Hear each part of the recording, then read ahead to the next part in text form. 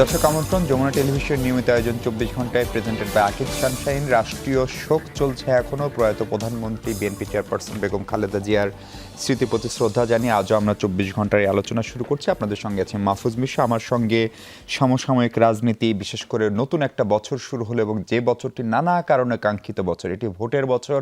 সব ঠিকঠাক থাকলে নির্ধারিত সময়সূচি অনুযায়ী 12ই ফেব্রুয়ারি বহুকাঙ্ক্ষিত সেই নির্বাচন হতে যাচ্ছে। ফলে সেই ভোটের বছরের রাজনীতির গতিপথ, বাংলাদেশের যে ভৌগোলিক অবস্থান, তার সঙ্গে অন্যান্য দেশগুলোর সম্পর্ক, রাজনৈতিক দলগুলোর সহনশীলতা, ঐক্যের যে সম্ভাবনা অথবা যে বিরোধ, সেসব নিয়ে কথা বলবো আমরা। আমার সঙ্গে স্টুডিওতে আছেন সুপ্রিম কোর্টের আইনজীবী আল মামুন রাসেল। রাসেল, আপনাকে স্বাগত। রাসেল, আপনি জামাতের রাজনীতিরও একনিষ্ঠ পর্যবেক্ষকও বটে। আমাদের সঙ্গে আছেন বিএনপির মিডিয়া সেলের সদস্য, দলটির নেতা জনাব মাহমুদা হাবিবা। আপা, অনেক কৃতজ্ঞতা আমাদের সঙ্গে এই রাতে যুক্ত হওয়ার জন্য। এবং আছেন ডক্টর স্নিগ্ধা রেজওয়ানা, তিনি নৃবিজ্ঞান বিভাগের সহযোগী অধ্যাপক, জাহাঙ্গীরনগর বিশ্ববিদ্যালয়। আপা, আপনাকে অনেক ধন্যবাদ ও কৃতজ্ঞতা আমাদের সঙ্গে যুক্ত হওয়ার জন্য। আমরা মাহমুদ হাবিব আপা, আপনাকে যে আলোচনা শুরু করতে চাই, যে আমরা কালকের বিশেষ করে আমরা জানাজার কত মানুষ এই সমীকরণে কোনোভাবেই যেতে চায় না, কিন্তু আমরা যেটা দেখেছি একটা স্বতঃস্ফূর্ত অংশগ্রহণ অনেক মানুষের। এই মানুষ প্র্যাকটিক্যালি গণনা করার হয়তো কোনো মেকানিজম নাই, নানা নিয়ে চলছে, কিন্তু এই জনসভায় এই যে এত মানুষের স্বতঃস্ফূর্ত উপস্থিতি, এইটার আসলে মূল বার্তাটা কি? অথবা খালেদা জিয়ার মৃত্যু ও কি রাজনীতিতে নতুন একটা ঐক্যের, সহনশীলতার বার্তা দিয়ে গেল কিনা? অসংখ্য ধন্যবাদ আপনাকে। আমি শুভেচ্ছা জানাচ্ছি আমার সম্মানিত সহ আলোচক এবং যারা শুনছেন তাদেরকে। আসলে প্রশ্নটা যেটা করেছেন, এটা তো আমার মনে হয় যে এইভাবে জবাব দেওয়াটা উচিত। সেটা হলো যে যেই মানে 1971, আমরা অনেকেই বেগম খালেদা জিয়ার কথা যখন বলতে শুরু করেন, তারা আসলে 80-র দশকে তার স্বামীর মৃত্যুর পরে, শহীদ প্রেসিডেন্ট জিয়াউর রহমানের মৃত্যুর পর থেকে তার জার্নিটা দেখেন। Basically Khaleda Zia has started her journey from 1971। 1971 সালে যখন শহীদ প্রেসিডেন্ট জিয়াউর রহমান স্বাধীনতা ঘোষণা করেন, তখন তার স্ত্রী এবং দুটো সন্তান এই একেবারেই অরক্ষিত অবস্থায় তারা কিন্তু ওই বন্দী ছিলেন। তিনি দীর্ঘদিন এখানে বন্দী ছিলেন, তার দুই সন্তানই বন্দী ছিলেন। এই জন্য দেয়ার ইজ অ্যানাদার রিজন, তাদেরকে শিশু মুক্তিযোদ্ধা বলা হয়। তার স্ট্রাগল সেই সময় থেকে শুরু হয়েছে।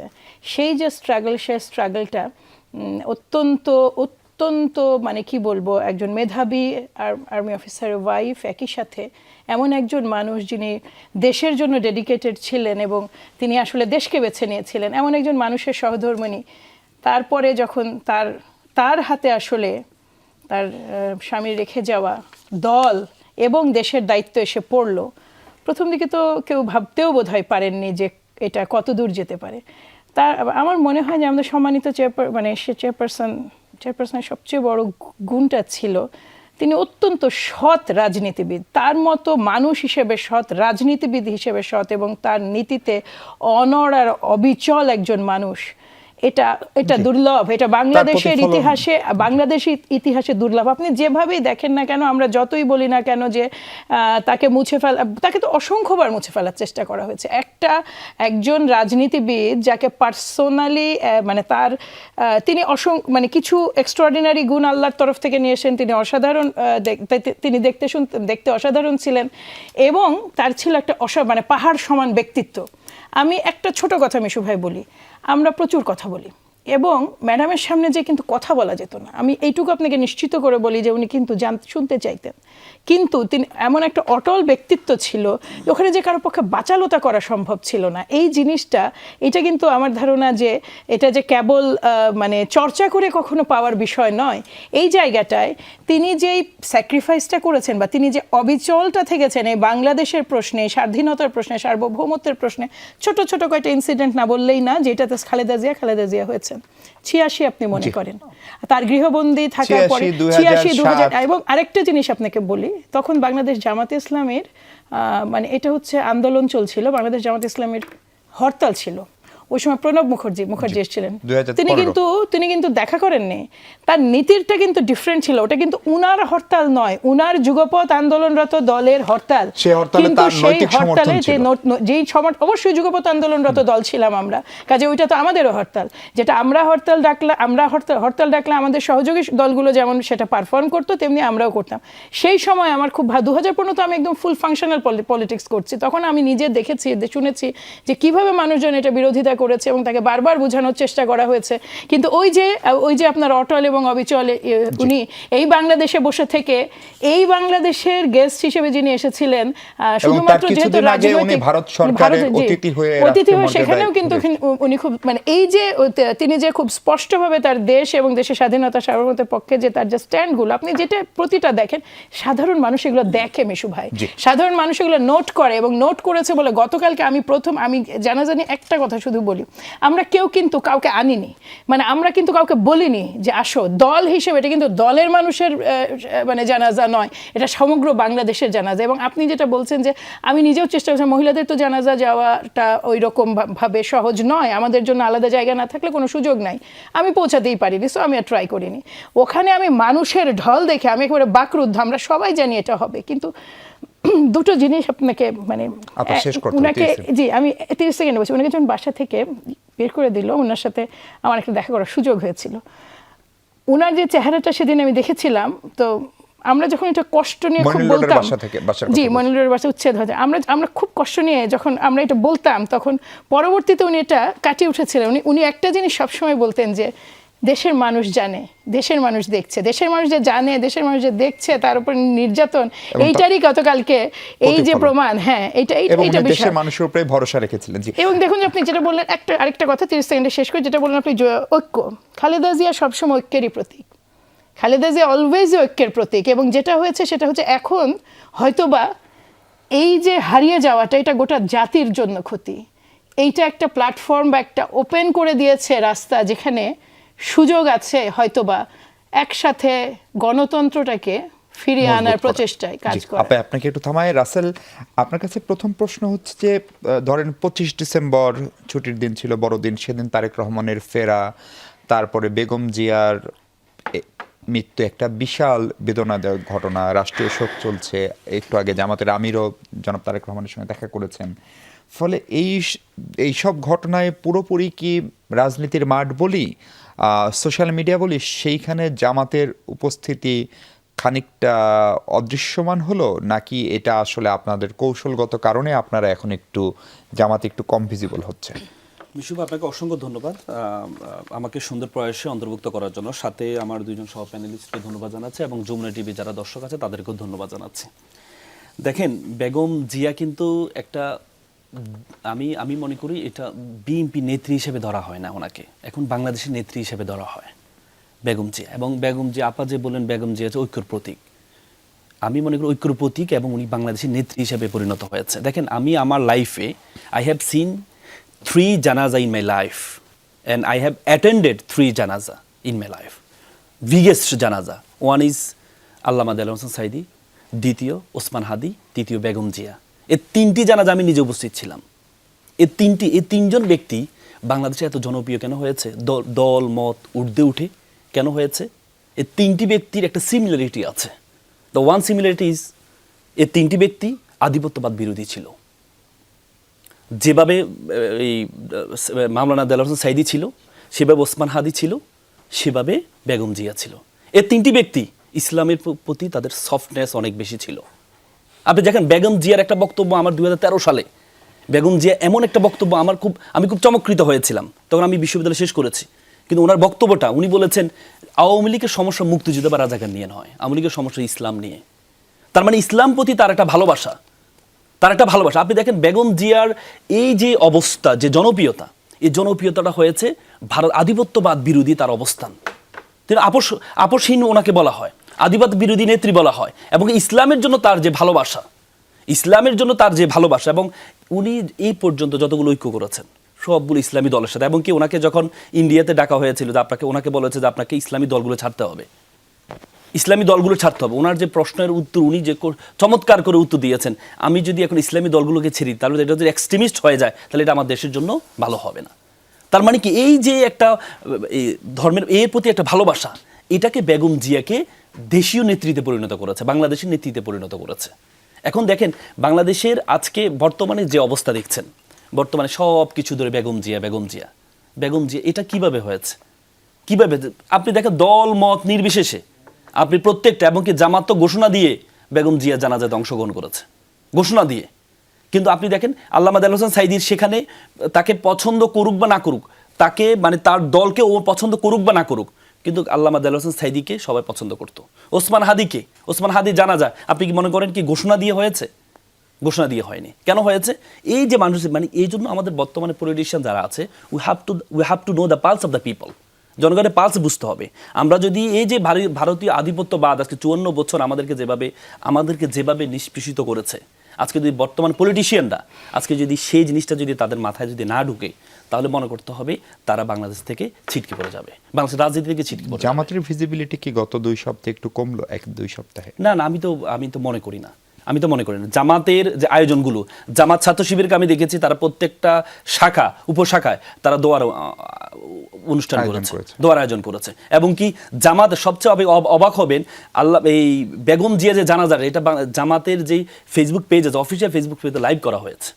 তার মানে জামাত খালেদা জিয়াকে ওন করেছে, শুধু বিএনপি নেত্রী হিসেবে নয়, উনি বাংলাদেশী নেত্রী হিসেবে ওনাকে ওন করেছে।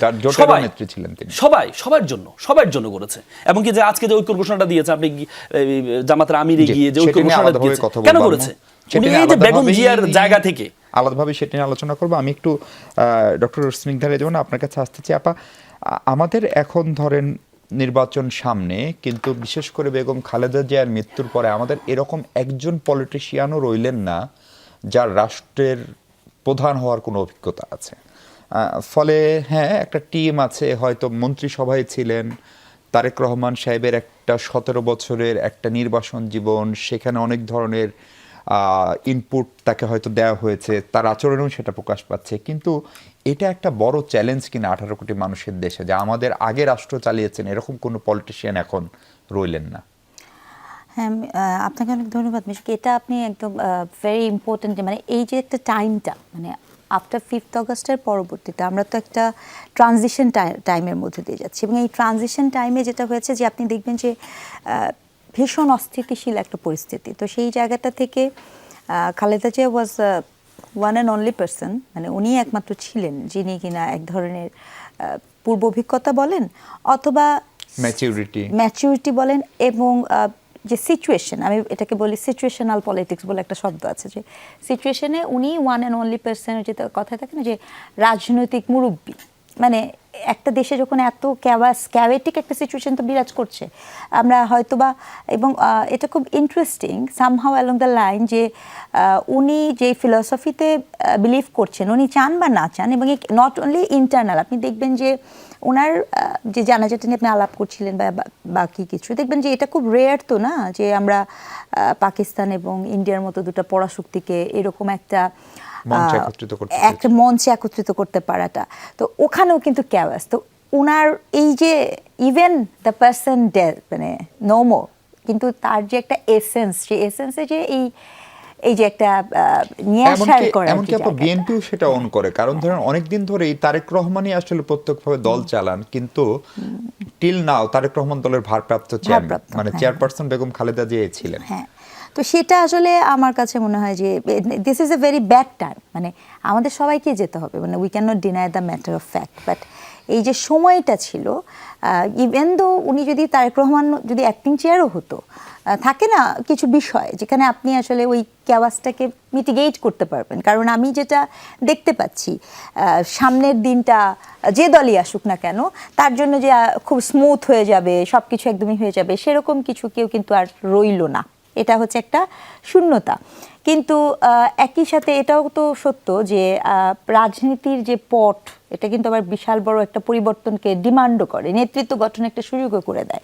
কারণ আমি এই ক্ষেত্রে একটু ক্রেডিট দিব, আমার যতদূর মনে পড়ে যে 1991-এ যখন খালেদা জিয়া এবং মানে একটা স্বৈরশাসক থেকে গণতন্ত্রের যে শাসন ব্যবস্থা, এবং সেই সময়টাতে যখন অপোজিটে শেখ হাসিনা ছিলেন, তো তখন উনি তো একজন ফার্স্ট লেডি, এবং যার ওই অর্থে করারই নাই এরকম একজন ছিলেন, আরেক দিকে ছিলেন হচ্ছে একটি পলিটিক্যাল একটা ফ্যামিলির সাথে।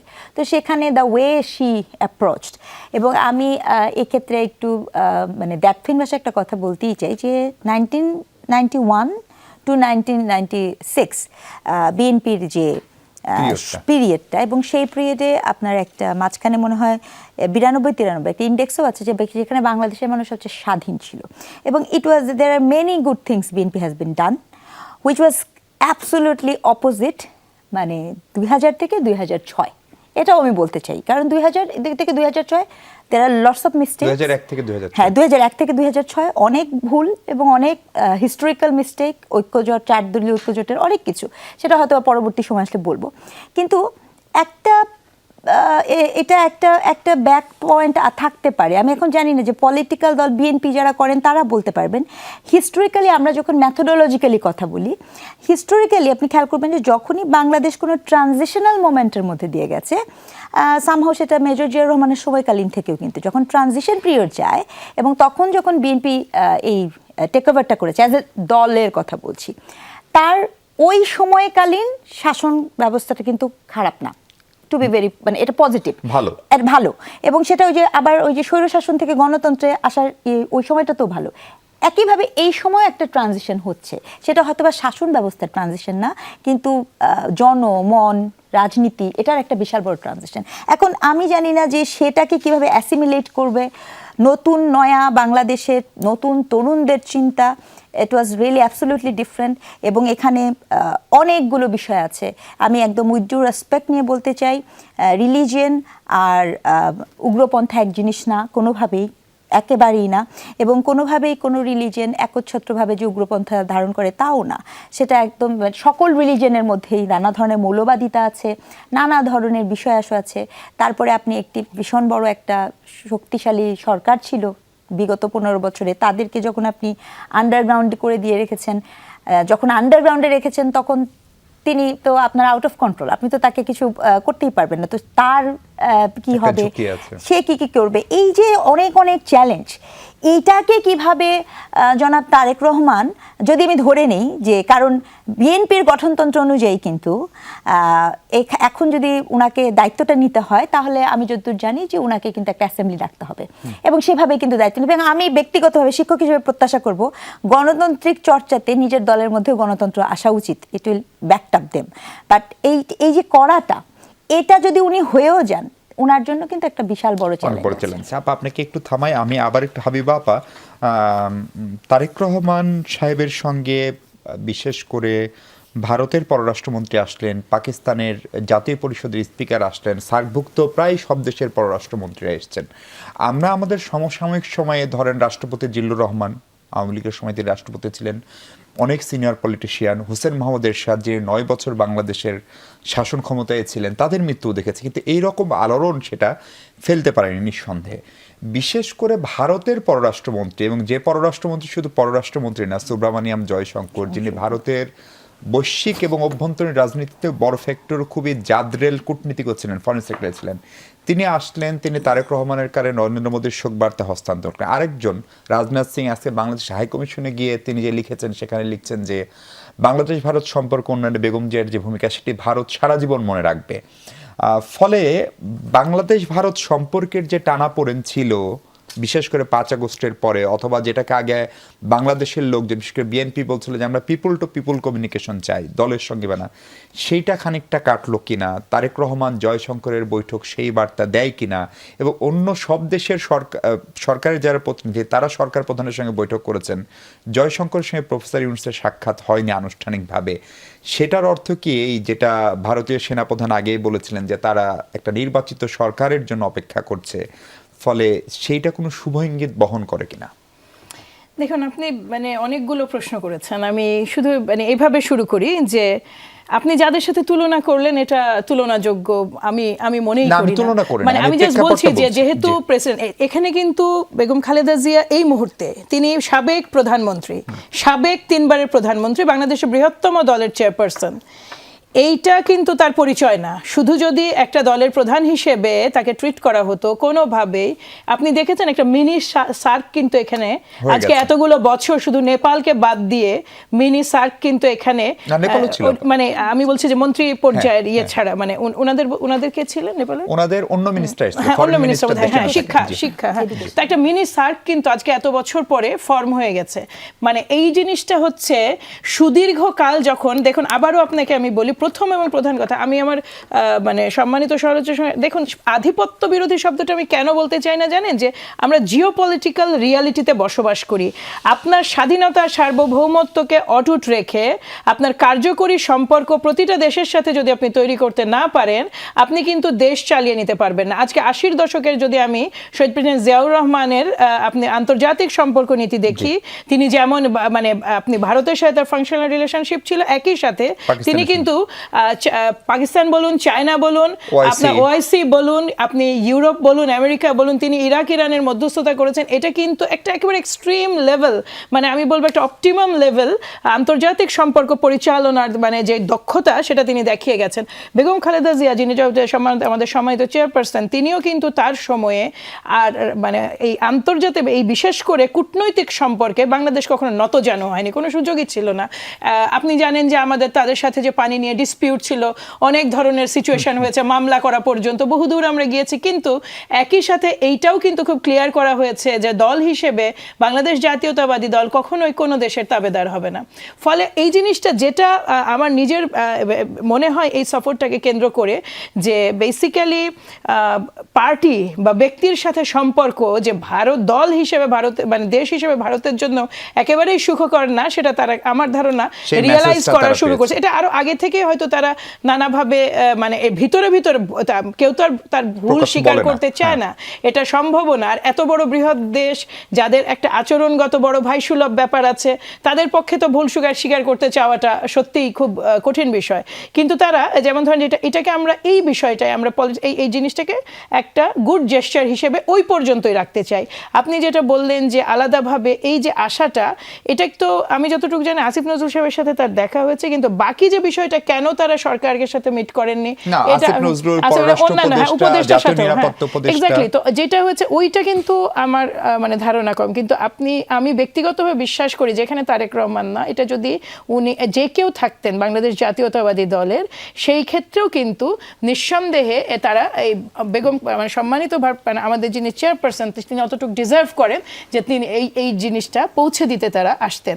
তখন জয়শঙ্কর আসতেন কিনা, হ্যাঁ এখন এটা প্রশ্ন আসে, কারণ এই মুহূর্তে গুরুত্বটা বোঝানোর জন্য, যেহেতু গুরুত্বটা বোঝানোর জন্য বিএনপির দল হিসেবে বাংলাদেশ জাতীয়তাবাদী দলেরও তো ট্রাস্ট লেভেল ভেরি পুয়ার তাদের প্রতি, কারণ বিএনপির এই যে লং সাফারিং, তার পেছনে থেকে তো তাদেরকে ছেঁটে ফেলার আমাদের কোনো সুযোগ নাই। কারণ হচ্ছে যেই সরকারটা এই লং সাফারিং এর একেবারে প্রধানতম কারণ তাদের কিন্তু শক্তি হচ্ছে তারা, এবং আজও কিন্তু আমাদের এই দেশের মানে অন্যতম বড় ক্রিমিনালরা তাদের আশ্রয়ই আছে। ফলে তারা, আমার ধারণা এটা ছিল গোটা বাংলাদেশের জনগণের জন্য একটা মেসেজ, যে তারা একটা মেসেজ দিতে চেয়েছেন যে না, আমরা মানুষের সাথে সম্পর্কটা করতে চাই। কারণ এই মুহূর্তে আপনি যেই দিকেই দেখেন না কেন, আমাদের সম্মানিত ভারপ্রাপ্ত চেয়ারম্যান বাংলাদেশ জাতীয়তাবাদী দলের প্রধান ডিফেক্টো মানে যেহেতু ম্যাডামের অনুপস্থিতিতে অবশ্যই কাউন্সিলের মাধ্যমে আসুক বা যেইভাবে এটা আসুক, কিন্তু এখনকার মানে তার অনুযায়ী, তার পোস্ট অনুযায়ী এটা এই মুহূর্তে হ্যাঁ আর কোনো নেই। কিন্তু এই জিনিস এইটা হচ্ছে একটা দলের সাথে বা এটা মূলত বা ব্যক্তির সাথে না, বেসিক্যালি গোটা বাংলাদেশের মানুষের শোকে তারা পার্টিসিপেট করেছে। আপনাকে থামাই, একটা বিরতি নেই। আল মামুন রাসেল, প্রতিবেশী দেশের সঙ্গে প্রতিবেশিতা আসলে অস্বীকার করার সুযোগ নেই, ফলে ভারত চাইলেও বাংলাদেশকে অস্বীকার করতে পারবে না, একইভাবে বাংলাদেশের জন্য প্রযোজ্য। এবং প্রতিবেশী দেশের কূটনীতিকের সঙ্গে রাজনীতিবিদদের বৈঠক তো হয়, ধরেন জামাতের আমিরও ওনার অপারেশনের পরে প্রায় সব দেশের, মার্কিন যুক্তরাষ্ট্র, জাতিসংঘ, ইউরোপীয় ইউনিয়ন থেকে গেছেন। ভারতের দুজন কূটনীতিক গেলেন, সেটি কেন গোপন রাখতে হলো? সেটি ধরেন ভারত বলল, তারপরেও জামাত কেন গোপন রাখলো? এই প্রশ্ন অনেকেই তুলছেন, যে প্রশ্ন জিএম কাদের এয়ারপোর্টে এসে বলেছিলেন, আমাদের মনে আছে, যে তাদের পক্ষ থেকে বলতে নিষেধ করা হচ্ছে। তাহলে সেটি জামাতি বা কেন শুনলো? আর যদি গোপনে করলেন, তাহলে এখন আবার সেটি ফাঁস হলো কেন? প্রতিবেশীদের সঙ্গে বৈঠক করা কেন অপরাধ হবে? দর্শক স্বাগত আরেকবার, আমরা কথা বলছি সমসাময়িক রাজনীতি, বিশেষ করে ভোটের বছরের রাজনীতি নিয়ে। আল মামুন রাসেল আমাদের সঙ্গে আছেন, সুপ্রিম কোর্ট আইনজীবী। রাসেল, আমি বলছিলাম যে ভারতের কূটনীতিকের সঙ্গে বৈঠকের কথা, জামাতকে কেন গোপন রাখতে হলো, ভারতীয় বা কেন গোপন রাখতে বললো? এর সঙ্গে জাতীয় পার্টির জিএম কাদেরের নির্বাচনের আগে দিল্লি থেকে এসে এয়ারপোর্টে যে ব্রিফিং, যে আমাদেরকে বলতে নিষেধ করেছে, সেটা কোনো সদৃশ্য পান কিনা, বা এটা কেউ সমালোচনাও করছেন এভাবে? দেখেন, জামাতের আমির, আমি তো মনে করি জামাতের আমির একটা সাহসিকতার পরিচয় দিয়েছে, কারণ এটা কিন্তু প্রকাশ পায়নি, প্রকাশ করেছে। কে প্রকাশ করেছে? জামাতের আমিরে প্রকাশ করেছে। আপনি দেখেন, এর আগে জিএম কাদের জিএম কাদেরকে যখন বলা হলো, সে বললো যে না, আমাকে নিষেধ করেছে, বলা যাবে না। আর আপনি দেখেন নুরুল হক নূর, সে যখন ইসরায়েলের সাফারির সাথে মিটিং করেছে তখন এটা প্রকাশ পেয়েছিল, সে কিন্তু প্রকাশ করেনি, প্রকাশ পেয়েছিল।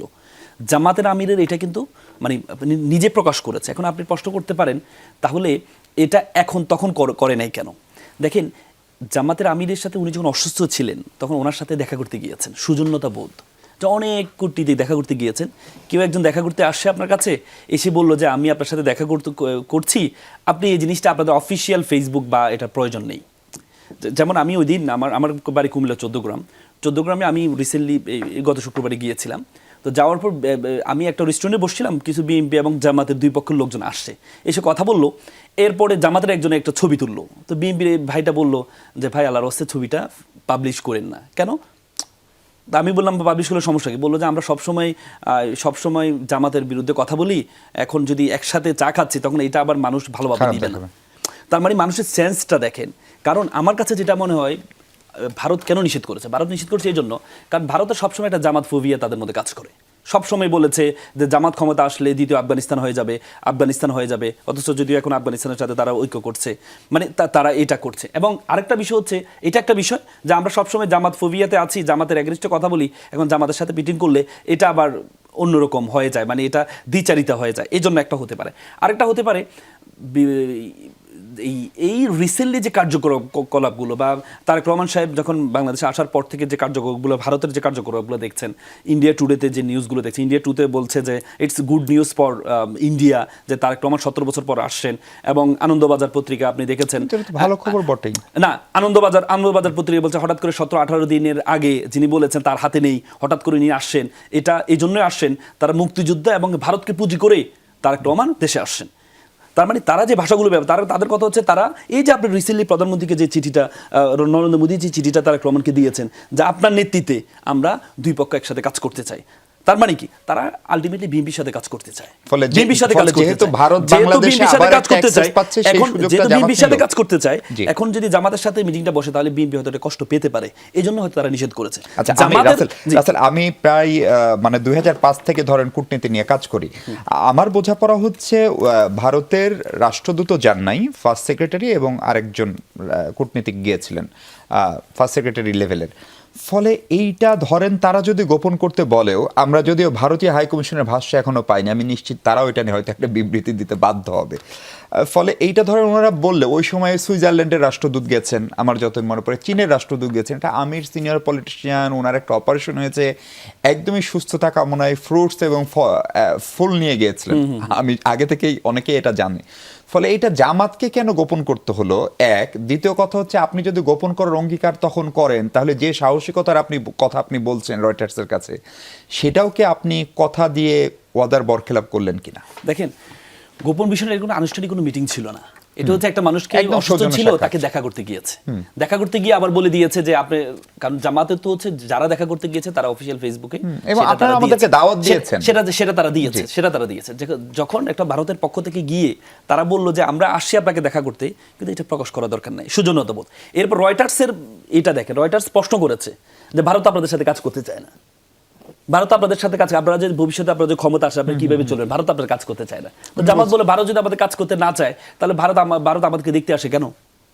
মানে এটা এমন না যে আমাকে ডিসক্লোজ করতে হবে। ডিসক্লোজ করতে হলে তো উনি ওপেনলি সাংবাদিক সম্মেলন করে ডিসক্লোজ করতে পারে, কিন্তু সেটা তো করেননি।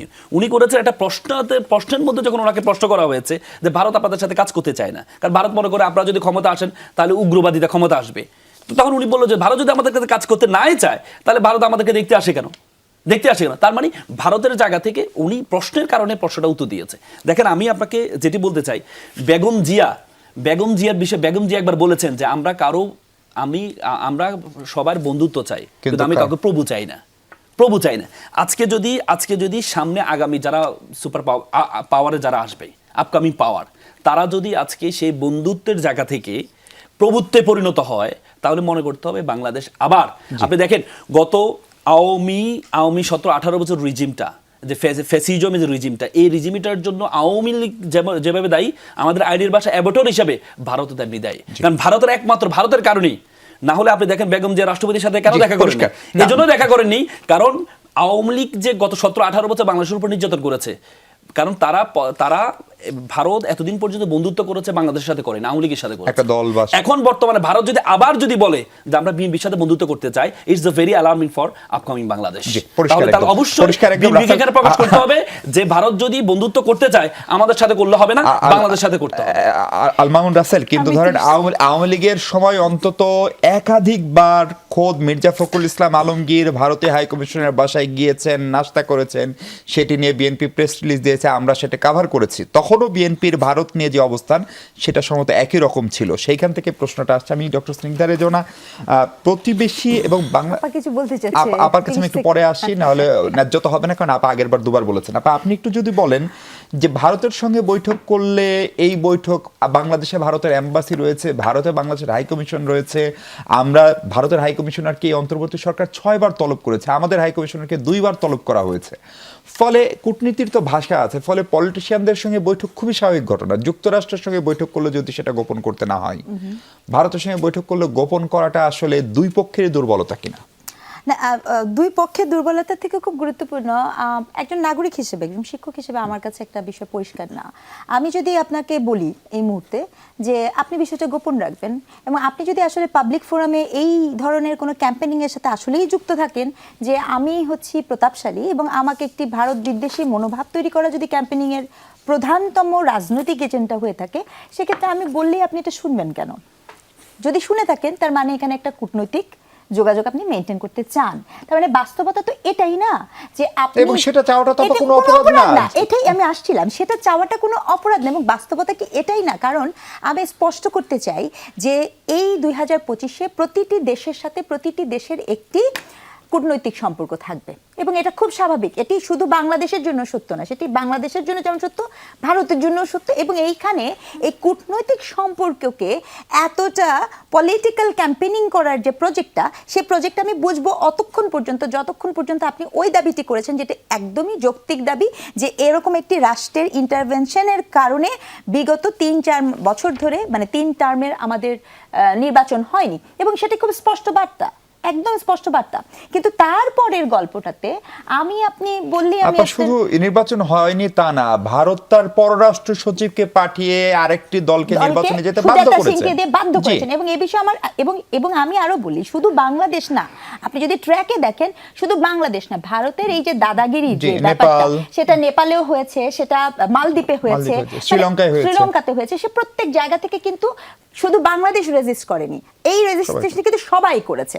আপনি খেয়াল করে দেখেন, তাহলে এই বার্তাটা তো পরিষ্কার, এটা কিন্তু একটা পরিষ্কার বার্তা। এখন এরপরে ভারত যখন আসছে, আপনি যে কোনো রাজনৈতিক দলের কাছে কামনীয় কি, আপনি স্পষ্ট হবেন, সেটা যে কোনো রাজনৈতিক দল, সেটা কিন্তু ওপেননেস, অর্থাৎ আমি আপনার স্পষ্ট অবস্থান সম্পর্কে স্পষ্ট ধারণা পেতে চাই, সেটি বিএনপি হোক, জামাত হোক, আওয়ামী লীগ হোক, যেই হোক না কেন। আপা আপনাকে থামাই, আপা যদি একটু সংক্ষেপে এই ইস্যুতে কিছু অ্যাড করতে চান। আমি শুধু এইটুকু বলতে চাই যে আমি তো আগেই বলেছি যে জিওপলিটিক্যাল রিয়ালিটিতে আপনার প্রতিটা দেশের সাথে ফাংশনাল রিলেশনশিপ থাকতেই হবে। 4200 কিলোমিটার আমি বর্ডার যার সাথে শেয়ার করি তার সাথেও থাকতে হবে। কিন্তু ট্রাবলটা কোথায় জানেন? যে রয়টার যখন কোশ্চেন করেছে, হি কনফার্মড। প্রবলেম হচ্ছে যে আমাদের 5 আগস্টের পরে আমাদের পার্টি অফিসে তো প্রণব মুখার্জি গেছেন, এটা তো সারা বাংলাদেশে নিউজ হয়েছে। এটা প্রত্যেক সরি প্রণব ভার্মা এখন যিনি আছেন হাই কমিশন, উনি গেছেন, সারা বাংলাদেশে এটা ওপেন নিউজ। আমার বিষয়টা হলো যে আপনি ক্যাম্পেইন করছেন, জামাত ইসলামী এবং তার ছাত্র সংগঠনের প্রধানতম ক্যাম্পেইন ছিল যে বিএনপি এখন ভারত হয়ে গেছে, মানে একেবারে ফ্রেমিং, একেবারে খুব ক্লিয়ার ফ্রেমিং। আপনি যখন ফ্রেমিং করবেন তখন কিন্তু আপনার এই জিনিসটা যদি আপনি কূটনৈতিক, আপনি যেটা বললেন অসুস্থ মানুষ দেখতে গেছেন, এটা ভারত যখন আপনাকে মানা করবে ওটা তো আপনার বেশি করা দরকার। এই যে এর আগে আরো একটা কথা বলি যে মানে উনি যখন মানা করলেন এবং ইনি যখন মানলেন, দুটার মধ্যেই এটা স্পষ্ট না এবং স্বচ্ছ না। এটা 4 মাস পরে জানার বিষয় না। এটা উনি দেখা করলেন, অসুস্থ ছিলেন, তখন কিন্তু খুব ইজিলি এটা হয়ে যেত এবং খুব ইজি টার্মে এই জিনিসটা হ্যান্ডেল করা যেত। আজকে এটা প্রশ্নের বিষয় হয়ে দাঁড়িয়েছে। দল হিসেবে প্রতিটা দেশের সাথে, যে আমার তো ছোট দল না, তারা কিন্তু মোটামুটি একটা স্টেক এবার প্রত্যাশাও করছে। ফলে তাদের সমস্ত দেশের সাথে যোগাযোগ থাকতে পারে এবং তাদের যে এখানে মেকানিজম চলবে সেটাও প্রত্যাশিত। কিন্তু এই গোপন করার চেষ্টা করা এবং আরেকটা দলকে একটা অন্যায়ভাবে ফ্রেমিং করা, এই দুইটা হচ্ছে অন্যায়। তারা কিন্তু মোটামুটি একটা স্টেক এবার প্রত্যাশাও করছে। ফলে তাদের সমস্ত দেশের সাথে যোগাযোগ থাকতে পারে এবং তাদের যে এখানে মেকানিজম চলবে সেটাও প্রত্যাশিত। কিন্তু এই গোপন করার চেষ্টা করা এবং আরেকটা দলকে একটা অন্যায়ভাবে ফ্রেমিং করা, এই দুইটা হচ্ছে অন্যায়। অন্যায়। আরেকটা কথা, ছোট কথা আমি মামুনের একটু অ্যাড করে মানে কারেক্ট করে আসি। বেগম খালেদা জিয়া আমাদের সম্মানিত চেয়ারপারসন কিন্তু এই যে দেখা করেননি প্রধানমন্ত্রীর সাথে এই কারণে না যে তারা ব্যাকআপটা দিয়েছে, শুধুমাত্র আমাদের রাজনৈতিক যে কর্মসূচি চলছিল সেটাকে সম্মান দেখা যায়। কারণ তিনি কিন্তু সবসময় দেখা করেছেন, মিট করেছেন এবং সিনা টান করে দাঁড়িয়েছেন, সেটা ভারতীয় হোক বা অন্যান্য দেশই হোক, যেই দেশগুলো এখানে কাজ করেছে। আর আরেকটা বিষয় মানে যেই কথাটা বলে আমি শেষ করতে চাই সেটা হচ্ছে যে এখনকার জিওপলিটিক্যাল সেন্সটা প্রত্যেকের থাকা উচিত। এমনকি আপনি আমি কয়েকদিন আগে আমি আসলে এসব কথা বললে তিক্ততা বাড়ে, কাজে ওইদিকে আমি যাচ্ছি না। এই ভারতের প্রসঙ্গে আপনি যখন বলছেন যে বিএনপিকে কেন এই কথাটা বললো, বিএনপিকে দেশের মানুষের সাথে কাজ করতে হবে, অফকোর্স বিএনপি তো দল হিসেবে এখন পর্যন্ত এমন কোনো স্টেপ নেয়নি যেটা আনন্দবাজার পত্রিকার কথা বলছে, এত বড় একটা হেডিং দিয়েছে আর ভেতরে লিখেছে যে বাংলাদেশে একটা দুঃসময়, তারেক রহমান ব্যাক করছেন। এক লাইনের নিউজ, এই এক লাইনের নিউজটা তারা তো বাংলাদেশের এগেইনস্টে করে আসে। আনন্দবাজারের প্রতিটা নিউজ আমরা রিজেক্ট করি বিশু ভাই, এবং আলাপ করি না। এইটা সম্ভবত 19 তারিখের নিউজ। জি, 19 তারিখের নিউজ। হ্যাঁ, এই নিউজের এখন পর্যন্ত বিএনপি আনুষ্ঠানিকভাবে কোনো প্রতিবাদপত্র পাঠায়নি আমার জানা মতে। এটা না, আনুষ্ঠানিক প্রতিবাদ হয়তো হয়নি, কিন্তু এটা কিন্তু আমার জানা, আমি জানি যে এখানে যোগাযোগের চেষ্টা করা হয়েছে অপব্যাখ্যাটার জন্য, যেটা যেন তারা কারেক্ট করে। আরেকটা জিনিস আপনাকে বলি, আনন্দবাজার সমস্ত নিউজ আমরা কেন রিজেক্ট করি জানেন? কারণ তারা প্রোপাগান্ডিস্ট। আপনি ওইটা রিজেক্ট করবেন আর আপনার সুবিধা মতো সিলেক্টিভ চয়েস করবেন, ওটা কিন্তু হয় না। জি, একটা বিরতি নেই। জামাতের আমির সাহেব আজকে তারেক রহমান সাহেবের সঙ্গে সাক্ষাৎ করেছেন এবং সেখানে বলছেন পূর্বের মতো আমরা দেশের প্রয়োজনে আবার ঐক্য হতে পারে। ফলে বিএনপি জামাত একটা ঐক্য হচ্ছে কিনা, বিএনপি দীর্ঘদিন থেকে বলছে একটা ঐক্যমতের সরকার, তাই যদি হয় তাহলে আসলে নির্বাচনটা কেমন হবে সেটি নিয়েও একটু আলোচনা সম্ভবত করা দরকার। দর্শক, আরেকবার স্বাগত 24 ঘন্টায়। বিএনপি জামাত ঐক্য নিয়ে কথা বলছি আমরা। রাসেল, আপনাকে দিয়ে আলোচনাটা শুরু করি। একটা কঠিন মুহূর্ত পার করছেন তারেক রহমান, যিনি তার পিতাকে শৈশবেই হারিয়েছেন, তারপরে 2015-তে ভাইকে হারালেন, মাকে হারালেন। সেই অর্থে পারিবারিকভাবে নিজের রক্তের মানে একদম একা হয়ে গেলেন। এই সময় জামাতের আমির গিয়েছেন, খুবই গুড জেস্টার, তার সঙ্গে করমর্দন করেছেন। তিনি যেটি বলেছেন যে প্রয়োজনে আবারও বিএনপি জামাত ঐক্য হতে পারে আগের মতো, এটা আসলে কি ইঙ্গিত দেয়? বিএনপি যে জাতীয় সরকারের কথা বলছে, এই ঐক্য মানে কি বিএনপি জামাত মিলে নির্বাচন করে একসঙ্গে সরকার গঠন করবে এরকম? এবং এটা যদি হয় তাহলে বিরোধী দল কে হবে সেই প্রশ্নও থাকছে। ফলে আপনাদের আওতায় যেহেতু এনসিপি এখন রয়েছে, ফলে এনসিপিকে অল্প কয়েকটা সিট দিয়ে তাদেরকে একটা বিরোধী দল করবেন কিনা, এবং সেটা করলে আগে আমরা এখানে যে গৃহপালিত বিরোধী দল বা সরকারি বিরোধী দল বলতাম, সেগুলো বলার সুযোগ আবার আমাদেরকে দিচ্ছেন কিনা আপনারা? দেখেন, আমি সবসময় একটা কথা বলি, এবারে যে 2000 জীবন দিয়েছে, প্রায় 20,000 30,000 পঙ্গুত্ব বরণ করেছে এবং পুরো বাংলাদেশের মানুষ ঐক্য হয়েছে। শুধুমাত্র 1400 বা 2000 যেটাই হোক, এরা কিন্তু জীবন দিয়েছে কিন্তু জামাতকে জিতানোর জন্য না, বা বিএনপিকে জিতানোর জন্য না, এনসিপিকে জিতানোর জন্য না, বাংলাদেশকে জিতানোর জন্য। আজকে যদি বাংলাদেশকে জিতাতে হয়, এই যে আমরা সংস্কারগুলো প্রায় 9 মাস ধরে সংস্কার নিয়ে বিভিন্ন কথা আসছে, এই বাংলাদেশকে যদি সুন্দর করতে হয় তাহলে জুলাই যারা শক্তি ছিল তাদের মধ্যে ঐক্য লাগবে। এবং সেই জুলাইয়ের ঐক্যটা আমি মনে করি বেগম জিয়ার ঐক্যের প্রতীকে পরিণত হয়েছে। বেগম জিয়ার কারণে ঐক্যটা আপনি দেখেন, রিসেন্টলি মাঝখান দিয়ে এই জামাতকে ব্যাশিং করা হচ্ছে যে ন্যারেটিভ, মুক্তিযোদ্ধা ন্যারেটিভ, তারপর হচ্ছে এই মৌলবাদের ন্যারেটিভ, আবার বিএনপিকে বিএনপিকে চাঁদাবাজি বা বিভিন্নভাবে এটাকে আমি আবার অনেক সময়, আমি ওই দিনও এনটিভিকে বলেছি, এনটিভিতে একটা টক শোতে বলেছি, এটাকে আমি আবার নেগেটিভলি দেখিও না। কেন দেখি না? দ্বান্দ্বিক বস্তুবাদ, মার্ক্সের একটা বিষয়, দ্বান্দ্বিক বস্তুবাদ, দ্বন্দ্বের মধ্য থেকে কিন্তু নতুনত্ব আসে। আপনি যদি একটা অপোজিশন যদি শক্তিশালী হয় তাহলে পার্লামেন্টটা শক্তি বলে, অপোজিশন হচ্ছে একটা মিনি পার্লামেন্ট। আপনি যে অপোজিশন যদি যত বেশি শক্তিশালী হবে পার্লামেন্টটা সোজা থাকবে তত বেশি। এই যে নিজেদের মধ্যে যখন ভাইয়ের সাথে এক বাড়ির সাথে অন্য বাড়ির দ্বন্দ্ব হয়, তখন আমরা সবাই এক হয়ে যাই। এক হয়ে কি করি? আবার ওই মোকাবেলা করি। আবার তারা যখন চলে যায় তখন নিজেদের মধ্যে আবার দ্বন্দ্ব তৈরি হয়। আবার যখন আবার তৃতীয় পক্ষ আসে তখন আমরা এক হয়ে যাই।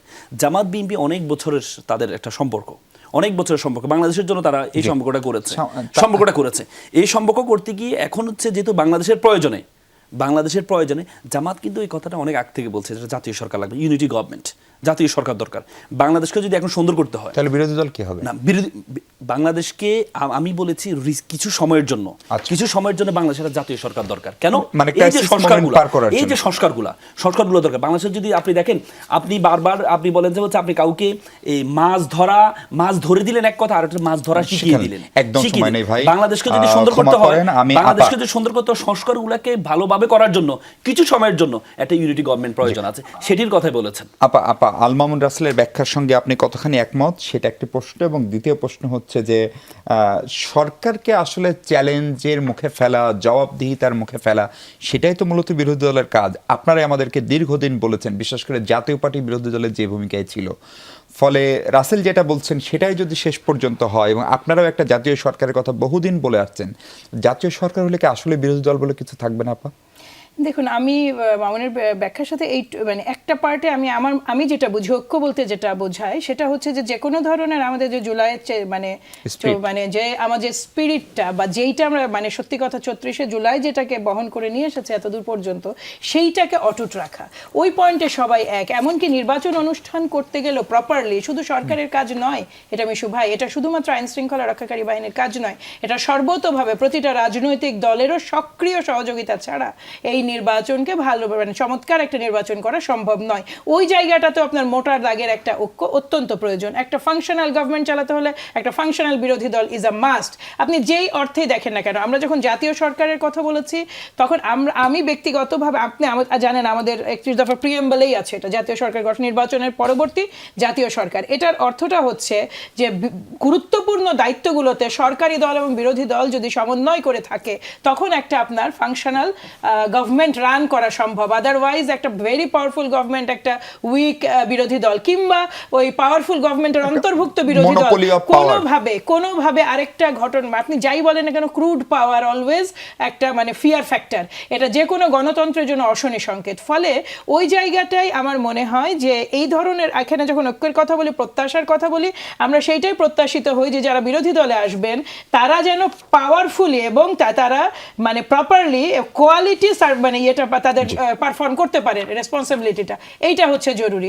জি হুজুর, বিরোধী দল আর দরকার নেই। জি ডক্টর স্নিগ্ধা, একদম 2.5 মিনিট হাতে সময়, নির্বাচনের আর 41 দিন বাকি, একদম ক্ষণ গণনা করে ধরেন 12টা বাজছে একটু পরেই। ফলে নির্বাচন নিয়ে এখনো কোনো শঙ্কা বা চ্যালেঞ্জ দেখেন কিনা, সেটি একটি জায়গা। এবং দ্বিতীয় জায়গা হচ্ছে যে এই যেভাবে নির্বাচনের বা জাতীয় সরকারের যে ফর্মুলার কথা বলা হচ্ছে, সেইটা বললে আবারও একটা আমি তুমি বা এই টাইপের পার্লামেন্ট হয়ে যায় কিনা, যে সতর্কতা আপাও বললেন যে ধরনের তারা চান না। দেখেন, ওনারা কি চান না এটা ওনাদের ব্যাপার। আমি একটা স্ট্রংলি কথা বলবো, বেগম খালেদা জিয়ার যেই গতদিনের যে ফিউনারালটা হয়েছে, সেই ফিউনারাল, এটাকে আমরা একাডেমিক ভাষায় বলি, এটাকে বলা হয় যে আপনার একটা রেফারেন্ডাম উইদাউট এ ব্যালট। ঠিক আছে, তো রেফারেন্ডাম উইদাউট এ ব্যালট, এটার একটা অনেক বড় সেন্স আছে। মানে আপনি কিন্তু একটা রেফারেন্ডাম এই জন্য করে ফেলেছেন, এবং আমি যদি জাতীয় সরকার আপনি করবেন, শুধু এতগুলো পয়সা নষ্ট করবেন না, একদম স্পষ্ট। একটা ইলেকশন হতে গেলে প্রচুর পয়সা নষ্ট হয়, এবং আমি একজন নাগরিক হিসেবে এই ধরনের তামাশা দেখতে আগ্রহী না। আমি ইলেকশনই দেখতে আগ্রহী, কারণ এই যে ঐক্য, কতগুলো শব্দ তৈরি হয়, যে শব্দগুলোকে আমরা এমন জায়গায় নিয়ে যাই, সমন্বয় এমন একটি শব্দ শুনলে এখন আপনি মানে ভয় পেয়ে যাবেন, একটা ভীতিকর শব্দ।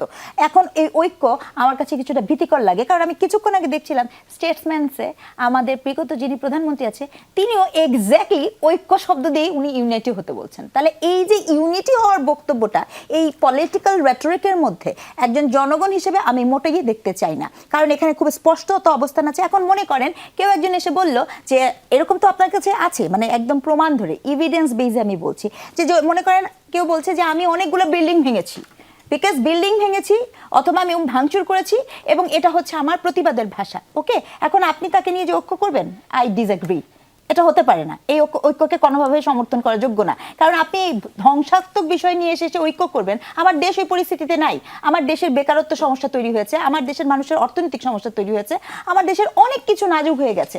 এই সমস্যা সমাধান করার জন্য এটাও খুব জরুরি, মানুষজনকে ডিসাইড করতে দেন যে সে কাকে দেখতে চায়, যে আপনি আসলে দেশ গঠনের জন্য যোগ্য কি যোগ্য না, সেটার ভিত্তিতে আপনি করেন। হ্যাঁ, বিএনপি যে কোয়ালিশনের কথা বলছে সেটা পরবর্তী প্রসঙ্গ, আমি মনে করি না যে এটা এখন ডিসাইড করার কিছু নাই, প্রি ডিসিশন নেওয়ার কিছু নাই। আপনার এমন একটা সিচুয়েশন চলে আসলো, তখন মনে হতে পারে, তখন আপনি যান, that's a different case. But এই মুহূর্তে এই পুরো টার্মটাকে নিয়ে আসা হচ্ছে একটা পলিটিক্যালি ট্র্যাপের মধ্যে ফেলা, আবারও ওই যেই সন্দেহর দানা আপনার নির্বাচন নিয়ে দূরীভূত হয়ে গেছে, সেটিকে আরেকবার উস্কে দেওয়া। জি, অনেক ধন্যবাদ ডক্টর স্নিগ্ধার জন্য, ধন্যবাদ মাহমুদা হাবিবা, ধন্যবাদ আল মামুন রাসেল। দর্শক, এই ছিল আলোচনা।